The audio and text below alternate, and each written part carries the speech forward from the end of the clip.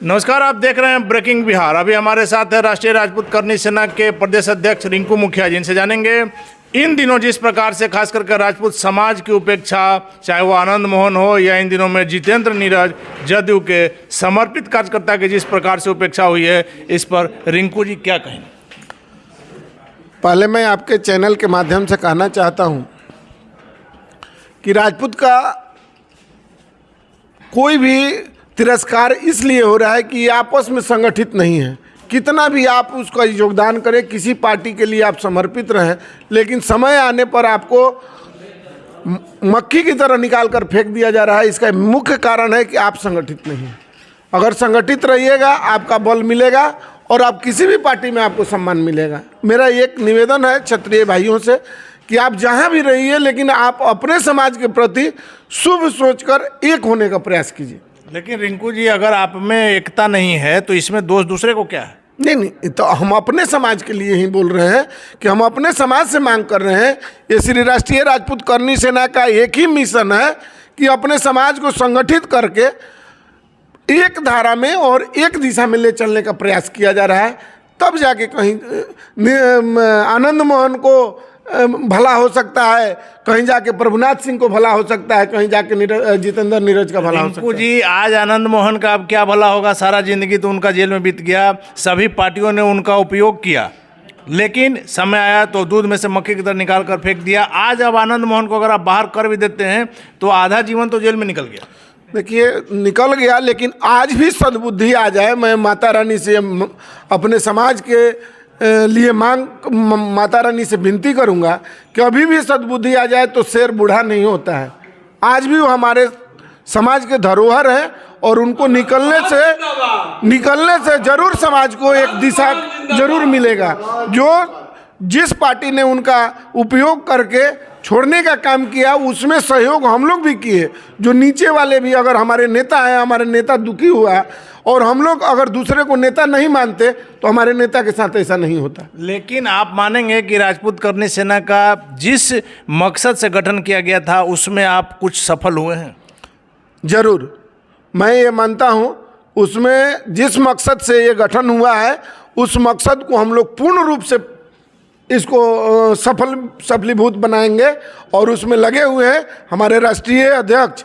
अभी लगातार आप देखे होंगे, इससे पहले भी सुने होंगे, 2 महीना के अंदर ये दोबारा दौरा बिहार का है। यही कारण है कि उनको बिहार में क्षत्रियों को एक करना, और जो जिस तरह उन्होंने राजस्थान और अन्य 22 प्रदेशों में भी किया है, तो इनका प्रेम और आशीर्वाद है यहाँ के, और मांग है कि यहाँ के क्षत्रिय भी एक मंच पर एक दिशा में चलने के लिए तैयार हो। क्या आने वाले समय में अभी तक जो राजपूत समाज दूसरी पार्टियों का समर्थन करते आया है, क्या अपना कुछ पार्टी बनाकर करनी सेना के बैनर तले या कोई और पार्टी बनाकर क्या आप खुद के लिए, समाज के लिए अपना अलग लड़ेंगे क्या? नहीं, पहले तो हमारा मकसद है, ये ऊपर का निर्णय हो सकता है जो भी हो, लेकिन हमारा जो मिशन, हमको जो टास्क मिला है बिहार के क्षत्रियों को एक करना, और हम उसी दिशा में अभी काम कर रहे हैं।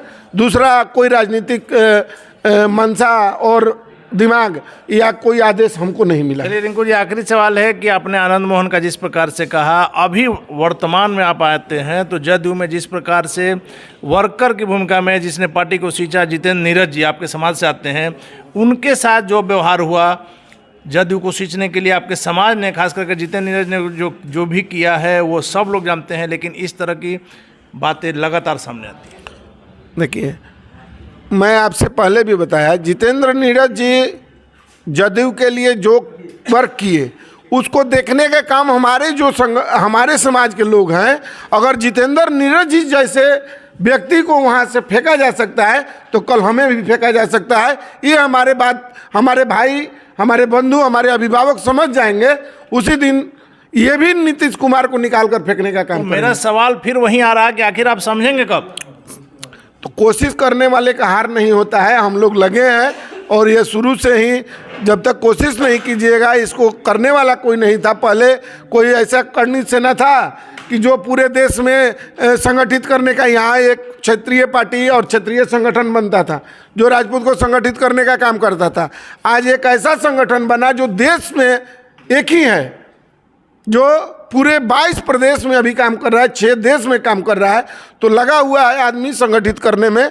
और आगे सद्बुद्धि माता रानी दे कि ये लोग अपने समाज के प्रति शुभ सोच करके और ऐसा कोई काम और घटना न घटे कि जितेंद्र नीरज जैसे दूध के मक्खी की तरह फेंका जाए, कोई आनंद मोहन को फेंका जाए, तो जब तक घटनाएं ना हो, इसलिए हम लोग लगे हुए हैं। और कल आरा में मैं आपके चैनल के माध्यम से मैं जितने भी क्षत्रिय समाज के लोग हैं, प्रबुद्ध लोग हैं, जो भी हमारे दोस्त मित्र भाई बंधु अभिभावक हैं, उनसे करबद्ध आग्रह करेंगे। कल आरा में शौर्य सम्मान समारोह है, उसमें आप लोग आइए और आकर अपना एकता का परिचय दीजिए। इससे कोई आपका मान सम्मान घटने वाला नहीं है और न कोई नहीं आएंगे तो आपका पद बढ़ने वाला है। तो मैं आपके चैनल से मांग करता हूं कि आप लोग आरा में सम्मिलित होकर अपना, जो आज सब बोलते हैं कि आप एक नहीं हो सकते, उस मिसाल को झूठा करने के प्रयास के लिए आप आरा में आइए। और आपका वहाँ अभिनंदन है, स्वागत है, चरण छू के प्रणाम है आप सभी को। चलिए, हमारे साथ जितेंद्र नीरज जी भी मौजूद हैं, इनसे भी जान लेते हैं। ऐसे तो पहले भी हमने बात की है। जितेंद्र नीरज जी, कड़वा घूंट पी करके भी चेहरे पर मुस्कुराहट नहीं, ये संघर्ष के पथ पे जो चलने वाले लोग होते हैं, उनके चेहरे की मुस्कुराहट कभी कम नहीं होती है। और मुस्कुराहट तो उन लोगों का कम गया है जो लोग सत्य के राहों से भटक रहे हैं। अब आज तो पॉलिटिकल बात करने जैसा कोई अवसर है नहीं। और लेकिन पॉलिटिकल आदमी से हर समय पॉलिटिकल बातें ही नहीं, देखिए, हमको अच्छा लग रहा है आज अच्छा लग रहा है कि हम जिस प्लेटफॉर्म पर यहाँ बैठे हैं, राष्ट्रीय राजपूत करणी सेना ने इस देश में अपनी एक अलग पहचान बनाई है। और देखिए अनिल जी, सबसे जो बड़ी बात कि राजनीतिक पार्टियां जब अपने जिम्मेवारियों से पीछे हटने लगते हैं तो गैर राजनीतिक संगठनों का दायित्व बढ़ जाता है। तो करणी सेना ने अपनी सकारात्मक पहचान इस देश में बनाई है। और यहाँ रिंकू मुखिया जी जैसे ऊर्जावान लोगों के हाथ में जो है जिम्मेवारी प्रदेश की दी गई है, तो बड़ा कंस्ट्रक्टिव संकल्प संगठन ने लिया है। और मैं तो पहले भी इन चीज़ों में शुरू से अपने छात्र जीवन से लगा हुआ रहा हूँ, तो अभी तो मैं खाली भी हूँ। तो अच्छा लग रहा है हमको कि समाज को एकजुट करने और एक मजबूत काम के लिए राष्ट्र सेवा, क्षत्रिय, लेकिन जितेंद्र नीरज जी, तो राष्ट्र मजबूत होता है। लेकिन जितेंद्र नीरज जी, आप भले मुस्कुराते रहें, लेकिन इससे आम कार्यकर्ताओं में मायूसी का माहौल रहता है कि जो पार्टी को सींचने का काम करते हैं, उन्हें जब वक्त आता है तो पार्टी दूध में से मक्खी की तरह निकाल देती है। देखिए, ये कमज़ोर लोग ऐसा करते हैं कि जब कोई पौधा मजबूत होकर अपना जड़ बढ़ाने लगता है तो वो कमज़ोर लोगों का इस तरह का आचरण होता है। तो वैसे लोग कभी मजबूत नहीं रह पाते, धीरे धीरे खोखला हो जाते हैं। और मैं तो यही कहूँगा कि जिन लोगों ने इस तरह का स्टेप लिया है, तो हम जैसे लोगों का क्या है, हम लोग तो जिधर चलेंगे कार्यकर्ता, मैं बार बार कहते रहा हूँ कि पार्टी कुछ नहीं होता, जहाँ कार्यकर्ता होते हैं वहीं पार्टी होता है। तो कार्यकर्ता आज भी हमारे साथ हैं और हमें खुशी है कि सकारात्मक दिशा में चलने का संकल्प जो मैंने पहले से लिया था, अब किसी भी बैनर तले, अब करणी सेना ही अगर सकारात्मक दिशा में बढ़ेगा तो हम लोग जैसे कार्यकर्ता की ऊर्जा उसमें भी लगेगी, उसमें कहीं कोई और किसी की परवाह हम लोग नहीं करते हैं। सच सच है और सच के साथ पहले भी जितेंद्र नीरज पार्टी में रह के भी खड़ा था और सच के साथ आज भी खड़ा रहेगा। और धन्यवाद आपका। तो ये थे हमारे साथ जितेंद्र नीरज जी भी, जिनका साफ का नाम है कि सच के साथ हैं। और हम अगर करणी सेना के माध्यम से ही रास्ता मिल रहा है तो इसी में जाएंगे और राजपूतों के सम्मान की लड़ाई करणी सेना लड़ती रहेगी। आगे क्या होगा देखना काफ़ी दिलचस्प होगा। फिलहाल आप बने रहें ब्रेकिंग वर्क से।